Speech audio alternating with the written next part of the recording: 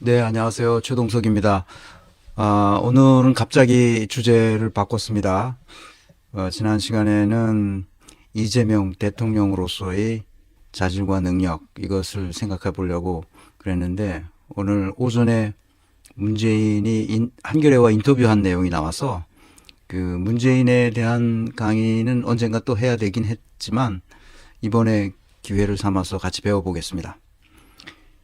채팅창에도 썼듯이 이 강의는 어떤 정치인이 어떤 인사평가 역량 진단을 받느냐, 그것도 중요하지만 그것보다 더 중요한 것은 이런 사례를 통해서 우리가 역량 진단 또는 인사평가를 어떤 방식으로 어떻게 하는지 그것을 계속 익히는 겁니다. 사례가 사람마다 다 다르잖아요. 그러니까 이런 정치인을 평가하는 것을 배우고 자기 삶에 잘 활용하면 됩니다.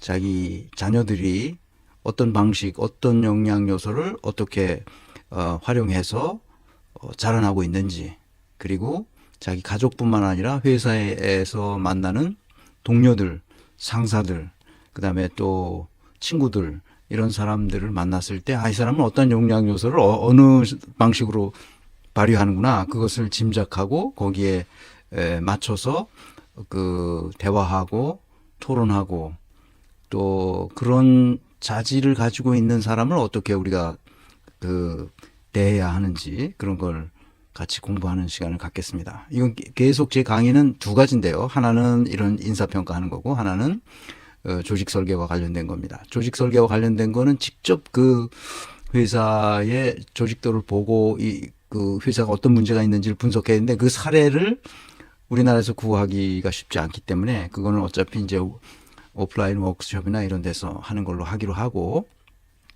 직접 자기 회사를 가지고 와서 이렇게 얘기해야만 공부할 수 있기 때문에 일단 인사평가만이라도 제대로 할 수 있도록 그렇게 했으면 좋겠습니다. 자, 대통령의 자질과 능력이 뭐 어디 정해져 있는 건 없습니다. 그렇지만 그 사람이 하는 행동과 의사결정, 그 행동 패턴이 있는데, 그것을 보면 이분이 대통령의 자질이 있는지, 그럴 만한 능력이 있는지를 알 수 있죠. 근데 문재인에게 관심을 갖기 시작한 것은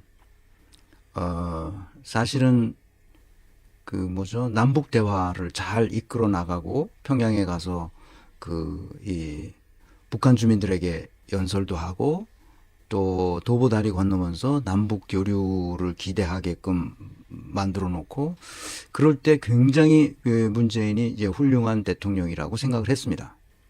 그런데 시간이 지나갈수록 이 사람이 그 우리가 생각했던 보편적 상식에서 벗어나는 일을 계속 하는 거예요. 그래서 이거 왜 이러지? 왜 이러지? 에이, 설마 윤석열 같은 사람을 그냥 내버려 두겠어? 언젠가는 처리하겠지. 근데 조국 사태에서 보여준 문재인, 그다음에 그 후에 아무것도 하지 못한 채 그냥 무슨 그야말로 무슨 이벤트만 하고 있어빌리티만 만들어내고 결국은 아무것도 안 한 이 광경을 보면서 이 사람에 대해서 본격적으로 역량 진단 해봐야 되겠다, 이런 생각을 하게 되고, 그래서 이제 이 강의를 시작하면서 본격적으로 자료를 조사하기 시작했죠. 그래서 여러 차례 얘기했지만 이제 오른손 이 손가락이 아플 정도로 자료를 찾았습니다. 그래서 대충 다 알게 됐고, 문재인이 어떤 사람이라는 것을. 그래서 그 다음부터는 이제 문재인에 대한 비판적 입장으로 돌아섰죠. 그래서 오늘도 그 맥락에서 인터뷰를 중심으로 한번 생각해 보겠습니다. 문재인에 대한 이 강의는 굉장히 많습니다. 이 강의를 계속 들어오신 분들은 알겠지만 112강뿐만 아니라 그 전후에서 계속 문재인에 관한 얘기예요. 친문 세력이 얼마나 지금 우리 정치판에 해악을 끼쳤는지를 잘 알기 때문에 그렇죠. 윤석열을 방치한 문재인의 패착 112강, 119강에서는 문재인과 이낙연, 이낙연도 굉장히 중요한 인물인데 정치판을 완전히 말아먹은 인물이죠. 문재인과 이낙연 다 비슷한 계열의 사람들입니다. 문재인과 친문 세력을 비판해야 하는 이유에 대해서 썼습니다. 근데 김어준은 비판하지 않습니다. 그래서 김어준이 위험하다고 내가 계속 경고해 왔습니다. 이번에 계엄 사태 그 내란 상황에서 김어준은 잘하고 있어요. 나는 김어준을 굉장히 유심히 보고 있습니다. 언젠가 또 삑사리를 낼 것이다, 얘가. 그때는 진짜 조심해야 됩니다. 근데 이번에 이 내란 사태 종식과 관련돼서 잘 하고 있어요. 근데 이제 문재인에 대해서 자기가 막 문재인을 빨아줘가지고 여기까지 왔기 때문에 문재인 비판은 절대 안 해요, 얘가. 그게 이제 가장 큰 김어준의 문제죠. 문재인과 그 친문 세력은 빨리 손절하고 정치판에서 빨리 물러나도록 하는 것이 가장 좋습니다. 얘네들이 정치판에 대해서 자꾸 끼웃거리면 거릴수록 민주당의 표가 떨어져요. 절대 도움이 안 됩니다. 왜 그런지를 설명하겠습니다. 그 다음에 윤석열이 어떤 사람인가. 이렇게 비상계엄 긴급 특집으로 계속 했습니다. 12월 4일 날 했죠. 12월 3일 날 그 계엄 선포가 됐고 4일 날 했으니까 잠들 수 없는 밤이었죠. 진짜 아유 그 생각하면 뭐 악몽과 같은 시간이었죠. 긴박했던 시간. 윤석열이 뭐 이건 또 윤석열은 또 다음 시간에 하도록 하겠습니다. 근데 친문 세력 이 사람들 5명이 이제 조선일보에 딱 대서특필돼서 나타났어요. 그래서 5명, 이들은 누구인가? 이들은 빨리 시민들의 눈에서 사라지는 게 좋습니다. 친윤 세력 됐습니다. 권영세, 윤상현, 권성동, 추경호, 최상목 이런 사람들 인사평가와 역량진단을 했습니다. 사실 이런 사람 때문에 제가 이 강의 시리즈를 유튜브로 계속 하고 있습니다. 그래도 많은 사람들이 이렇게 들어주셔서 지금까지 이제 그래도 힘을 내서 여기까지 왔습니다. 앞으로 더 많은 분들이 이 강의를 통해서 사람을 보는 안목, 인사평가하는 방법론을 익혀줬으면 좋겠습니다. 그러면 다시는 윤석열, 문재인, 이낙연 이런 사람들이 나타날 수 없습니다. 정치판에서. 어떻게 이런 사람들이 나옵니까? 자,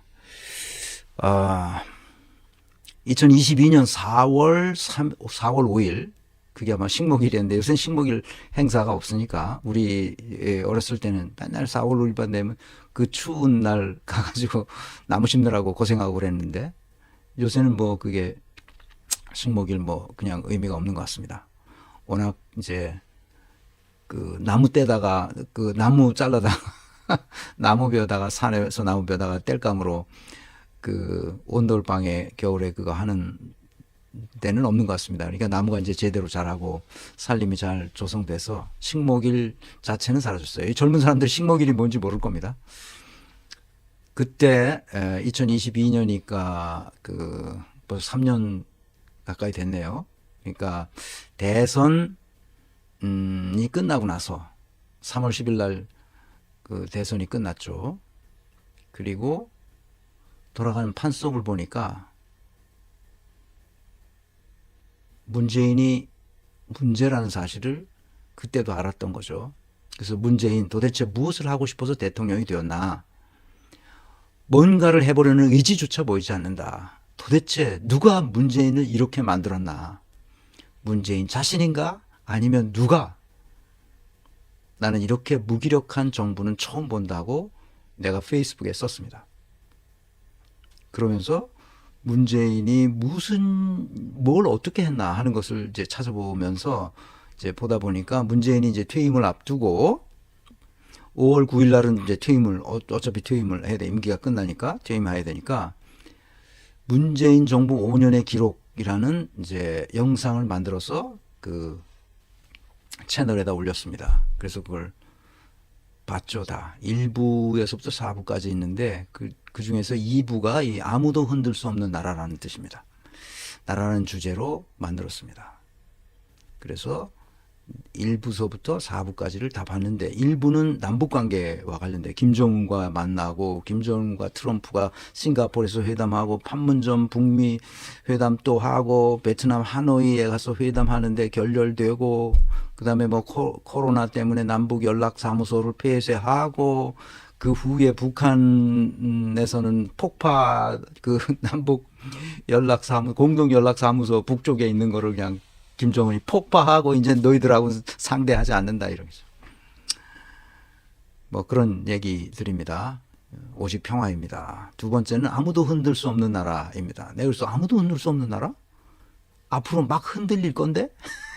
그래서 이걸 봤어요. 그랬더니 이게 무슨 내용이 여기에 들어갔냐면 이거 다 봤습니다 제가. 일본이 반도체 소부장 핵심 부품을 화이트 리스트에서 제외시키고 무역 보복을 했잖아요. 우리가 어떻게 이걸 대응해서 일본으로부터 물자와 자원을 일본에 예속되지 않고 우리가 독립하게 됐는지 뭐 그런 얘기였습니다. 이제 3부는 위기가 강한 대한민국을 만들었다는 거죠.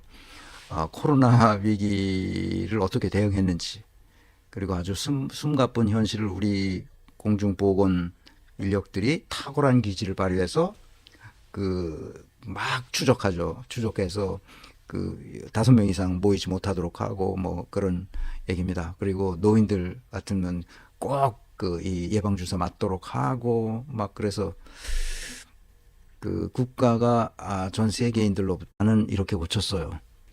아무나 흔들 수 있는 나라.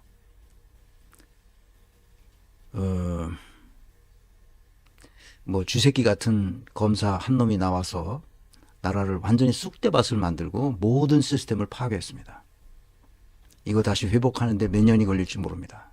다음 정부가 들어서서 하더라도 상당히 고난을 거쳐야만 이 붕괴된 국정운영 시스템이 바로 잡힐 것 같습니다.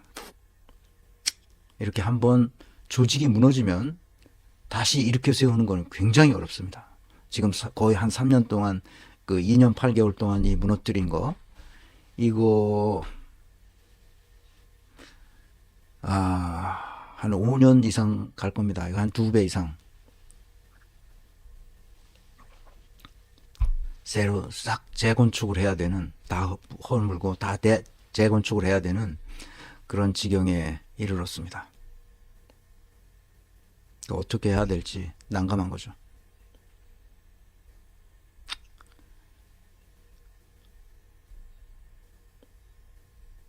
문재인 정부에서부터 그러니까 남북대화 이거 2018년이거든요. 그게 2018년 이제 19년서부터 무너지기 시작했어요. 대한민국이 이낙연 때문에 그렇게 됐습니다. 그러니까 2019년이 아주 중요한 한 해예요. 우리 문재인 정부에서 윤석열을 검찰총장을 시키고 그 다음에 조국 사태가 일어나고 그래서 추미애 장관이 그해 겨울에 드러나서 2000년서부터 추미애 장관이 1년간 장관직위에 있다가 문재인으로부터 해임당하고 그리고 그 다음부터는 이제 걷잡을 수 없는 나락으로 나라가 떨어졌죠. 근데 문재인은 그걸 모르는 거예요. 그래서 오늘 인터뷰가 굉장히 중요한 내용을 담고 있습니다. 그래서 뭐 잘한 거는 뭐 잘했다고 칭찬해야죠. 그런데 윤석열을 잘못 다스린 거 이것 하나가 얼마나 큰 후과를 만들어냈는지 사람들이 잘 모르는 것 같습니다. 윤석열